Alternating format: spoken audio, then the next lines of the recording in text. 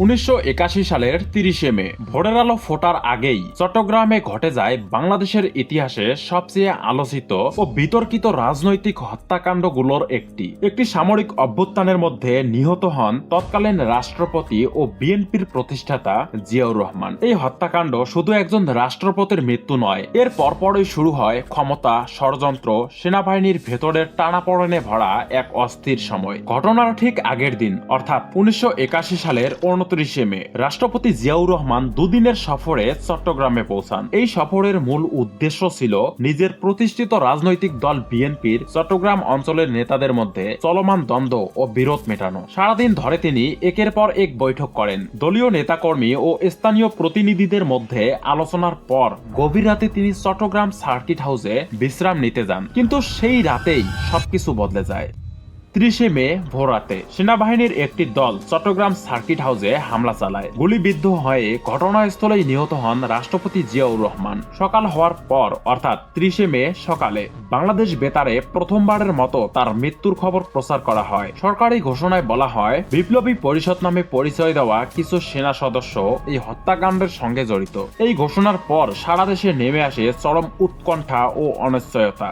সংবিধান অনুযায়ী তৎকালীন উপরাষ্ট্রপতি বিচারপতি আব্দুস সাত্তার অস্থায়ী রাষ্ট্রপতির দায়িত্ব গ্রহণ করেন। রাষ্ট্রপতির মৃত্যুতে 40 দিনের জাতীয় শোক ঘোষণা করা হয়। একই সঙ্গে পরিস্থিতি নিয়ন্ত্রণে আনতে 30 মে থেকেই সারা দেশে অনির্দিষ্ট কালের জন্য জরুরি অবস্থা জারি করা হয়। পরবর্তী নির্দেশ না দেওয়া পর্যন্ত সভা, সমাবেশ, মিছিল ও গণজমায়েত নিষিদ্ধ ঘোষণা করা হয়। তবে সরকার স্পষ্ট করে জানায়, জরুরি অবস্থার কারণে সংবিধান বা সংসদ বাতিল করা হবে না। পরিস্থিতি স্বাভাবিক হলে এই সিদ্ধান্ত প্রত্যাহার করা হবে। এদিকে হত্যাকাণ্ডের কয়েক ঘন্টার মধ্যেই জিয়াউর রহমানের মরদেহ গোপনে চট্টগ্রামের পাহাড়ি এলাকা আঙ্গুনিয়ায় নিয়ে যাওয়া হয়। তৎকালীন একাধিক পত্রিকার প্রতিবেদনে বলা হয়, সেখানে একটি পাহাড়ের পাদদেশে রাষ্ট্রপতি জিয়াউর রহমানকে সাময়িকভাবে দাফন করা হয়। 1981 সালের 2রা জুন দৈনিক সংবাদের এক প্রতিবেদনে উল্লেখ করা হয়, 30 মে সকাল 8টা থেকে 9টার মধ্যে সেনাবাহিনীর একটি দল চট্টগ্রাম সার্কিট হাউসে আসে। তারা রাষ্ট্রপতি জিয়াউর রহমান সহ অন্তত 3 জনের মরদেহ একটি গাড়িতে তুলে অজ্ঞাত স্থানে নিয়ে যায়। সেই একই কবরে কর্নেল এহসান ও ক্যাপ্টেন হাফিজের মরদেহ সমাহিত করা হয় বলে প্রতিবেদনে বলা হয়েছে। জিয়াউর রহমানকে হত্যা করার পর চট্টগ্রাম শহরের নিয়ন্ত্রণ নিয়ে নেয় অভ্যুত্থানকারীরা। শহরে কার্যত সাময়িক শাসন জারি করা হয়, শান্ত আইন কার্যত হয় এবং রাস্তায় রাস্তায় সশস্ত্র সেনা টহল দিতে দেখা যায়। 30 মে সকাল 9টার পর ঢাকার সঙ্গে চট্টগ্রামের টেলিযোগাযোগ ব্যবস্থা সম্পূর্ণ বিচ্ছিন্ন হয়ে পড়ে। একই সঙ্গে সড়ক ও আকাশপথে যোগাযোগ বন্ধ হয়ে যায়। ফলে চট্টগ্রাম শহর পুরোপুরি দেশের বাকি অংশ থেকে বিচ্ছিন্ন হয়ে পড়ে। এই অবস্থায় সরকার চেয়েছিল দ্রুত রাষ্ট্রপতি জিয়াউর রহমানের মরদেহ ঢাকায় আনতে, কিন্তু সরাসরি যোগাযোগ সম্ভব না হওয়ায় আন্তর্জাতিক সংস্থা রেড ক্রসের মাধ্যমে অনুরোধ পাঠানো হয়। তৎকালীন প্রধানমন্ত্রী শাহ আজিজুর রহমান সাংবাদিকদের জানান, সরকার রাষ্ট্রপতির মরদেহ ঢাকায় পাঠানোর অনুরোধ করেছিল, কিন্তু চট্টগ্রাম সেনানিবাসের তৎকালীন জিওসি মেজর জেনারেল আবুল মঞ্জুর সেই অনুরোধ প্রত্যাখ্যান করেন। এই তথ্য পরবর্তীতে সরকারি বিবৃতিতেও উল্লেখ করা হয়। চট্টগ্রামের পরিস্থিতি শুধু একটি হত্যাকাণ্ডে সীমাবদ্ধ নেই, এটি দ্রুত একটি বড় সামরিক ও রাজনৈতিক সংঘাতের দিকে এগিয়ে যাচ্ছে। অভ্যুত্থানকারীরা নিজেদেরকে বিপ্লবী পরিষদের সদস্য বলে পরিচয় দিতে শুরু করে। 30 মে অর্থাৎ হত্যাকাণ্ডের পরদিন চট্টগ্রাম বেতার কেন্দ্র থেকে একাধিকবার ভাষণ দেন মেজর জেনারেল আবুল মঞ্জুর। সেই ভাষণে তিনি তৎকালীন সেনাপ্রধান লেফটেন্যান্ট জেনারেল হোসাইন মোহাম্মদ এরশাদকে সেনাপ্রধানের পদ থেকে বরখাস্ত করার ঘোষণা দেন। একই সঙ্গে মেজর জেনারেল মীর শওকত আলীকে নতুন সেনাপ্রধান হিসেবে ঘোষণা করা হয়। এই ঘোষণার মাধ্যমে স্পষ্ট হয়ে যায়, চট্টগ্রামের অভ্যুত্থানকারীরা সরাসরি কেন্দ্রীয় সামরিক নেতৃত্বকে চ্যালেঞ্জ জানাচ্ছে। অন্যদিকে ঢাকায় অস্থায়ী রাষ্ট্রপতি বিচারপতি আব্দুস সাত্তার সরকার পরিস্থিতি নিয়ন্ত্রণে আনতে কঠোর সিদ্ধান্ত নেয়। হত্যাকাণ্ড জড়িতদের বিরুদ্ধে কঠোর ব্যবস্থা নেওয়ার নির্দেশ দেওয়া হয়। এই অবস্থায় তৎকালীন সেনাপ্রধান লেফটেন্যান্ট জেনারেল হোসাইন মোহাম্মদ এরশাদ ঘোষণা দেন, 31 মে দুপুর 12টার মধ্যে major general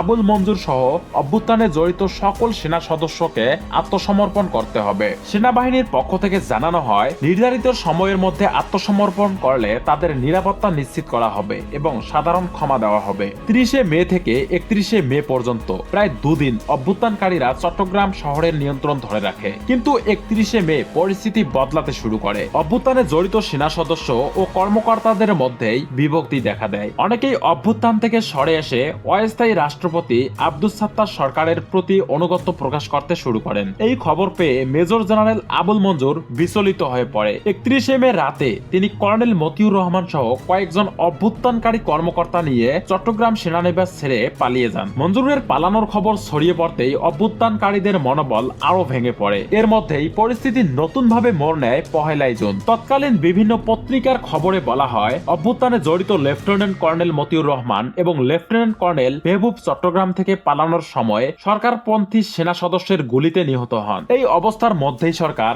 major general Abul মঞ্জুরকে ধরার জন্য 5 লাখ টাকা পুরস্কার ঘোষণা করে। সরকারি ঘোষণায় বলা হয় কেউ যদি মঞ্জুরকে জীবিত বা মৃত ধরে দিতে পারেন তাকে এই পুরস্কার দেওয়া হবে। মঞ্জুর পালিয়ে যাওয়ার পর চট্টগ্রাম সেনানিবাস পুনরায় সরকারের নিয়ন্ত্রণে চলে আসে। পরিস্থিতি কিছুটা স্থিতিশীল হলে 1981 সালের 1 জুন রাষ্ট্রপতি জিয়াউর রহমানের মরদেহ উদ্ধারের উদ্যোগ নেওয়া হয়। এই অভিযানের নেতৃত্ব দেন ব্রিগেডিয়ার হান্নান শাহ। তার সঙ্গে ছিলেন কয়েকজন সিপাহী, একটি ওয়্যারলেস সেট এবং একটি স্ট্রেচার। তারা কাপ্তাই সড়কের দিকে অগ্রসর হয়ে আশপাশের এলাকায় নতুন কবরের সন্ধান করতে থাকে। একজন গ্রামবাসী তাদের কাছে এসে জানতে চান তারা কি খুঁজছেন।